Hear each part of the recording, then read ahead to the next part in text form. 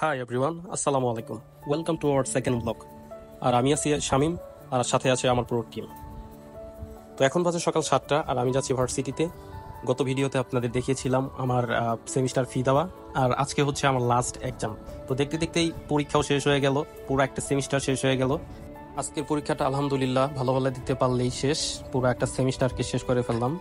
তো পরীক্ষা শেষ করে আমরা চলে গেলাম মেট্রো স্টেশনে গিয়ে হচ্ছে র্যাপিড পাসে রিচার্জ করে নিলাম।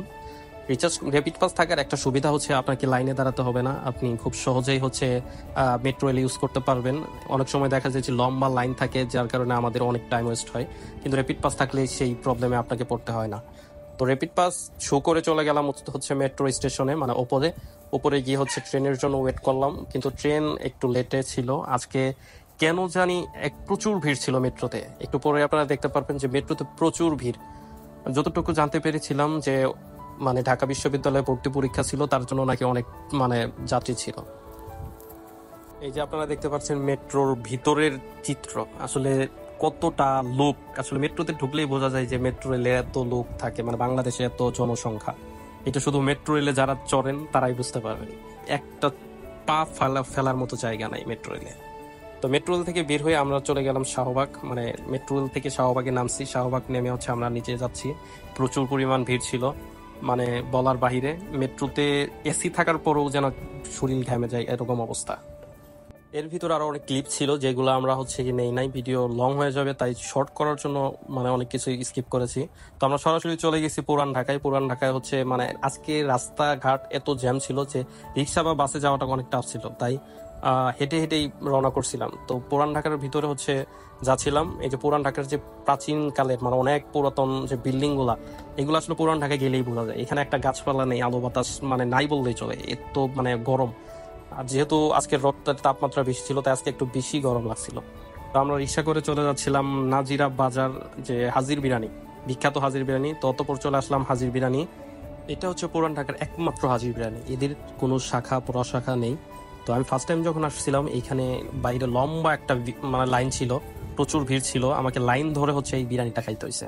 তো আজকে এসে মানে খুবই ভালো লাগছে যে আজকে মানে কোনো ভিড় নেই, লাইন নেই।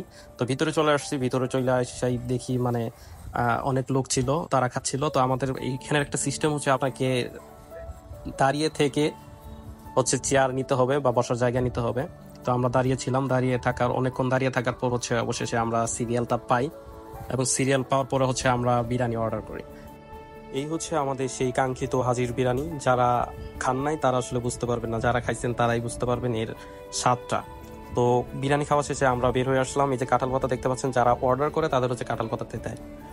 আর এখানে প্লেসটা অনেক কম, তাই হচ্ছে অনেক ভিড় লাগে, মানে জায়গা দেওয়া সম্ভব হয় না। তো আমরা খাওয়া দাওয়া শেষ করে চলে আসলাম হচ্ছে জগন্নাথ বিশ্ববিদ্যালয়ের গেটে। এবং এই তো জগন্নাথ বিশ্ববিদ্যালয়, আজকে আর ভিতরে যাইনি।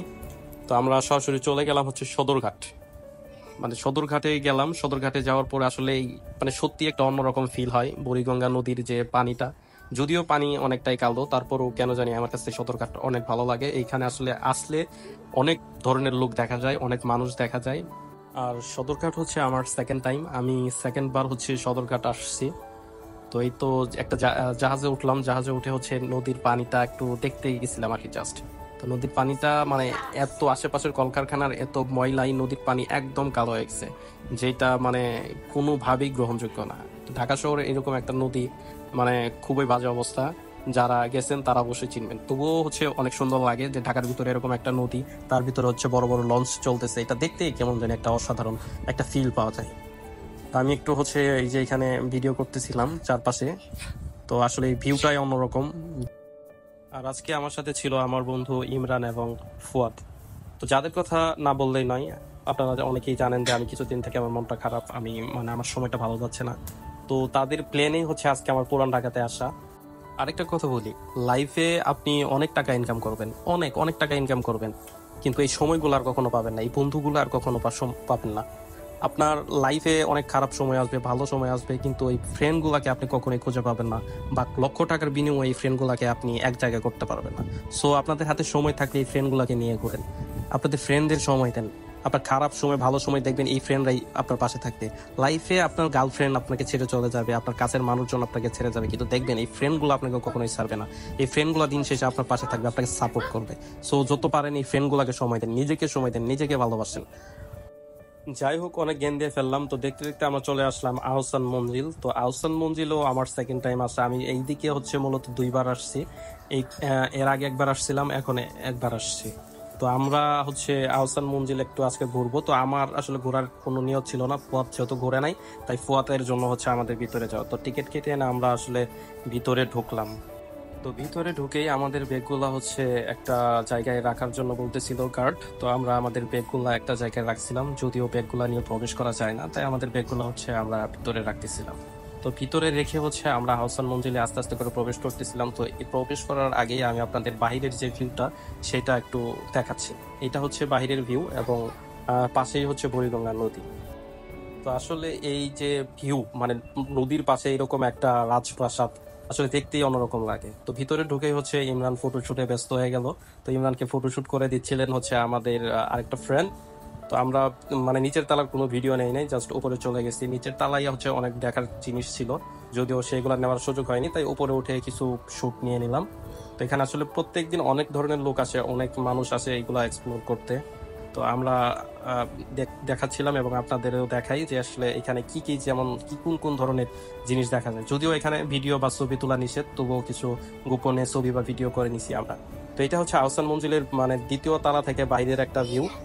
এটা হচ্ছে আহসান মঞ্জিলের বাইরের একটা ভিউ। আসলে আগের আমলের বা প্রাচীনকালের রাজা বা নবাবরা যে এত শৌখিন ছিলেন তা আসলে এরকম আহসান মঞ্জিলে গেলেই বোঝা যায়। তো ব্যাক করার টাইমে আমাদের আরেকটা প্রবলেমে পড়তে হয়েছে, সেটা হচ্ছে মেট্রো রেল হঠাৎ করে কারিগরি ত্রুটির জন্য বন্ধ হয়ে যায় এবং আমাদের 1 ঘন্টা বসে থেকে দেন পাঠাবে করে আসতে হয়।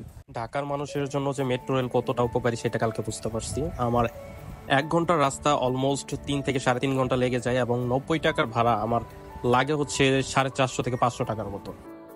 যাই হোক, তবুও অনেক কষ্টে বাসায় চলে আসছে, এইটাই অনেক, আলহামদুলিল্লাহ। তো আজকের ভিডিও হচ্ছে এখানেই শেষ করতেছি। সবাই ভালো থাকবেন, সুস্থ থাকবেন। আসসালামু আলাইকুম।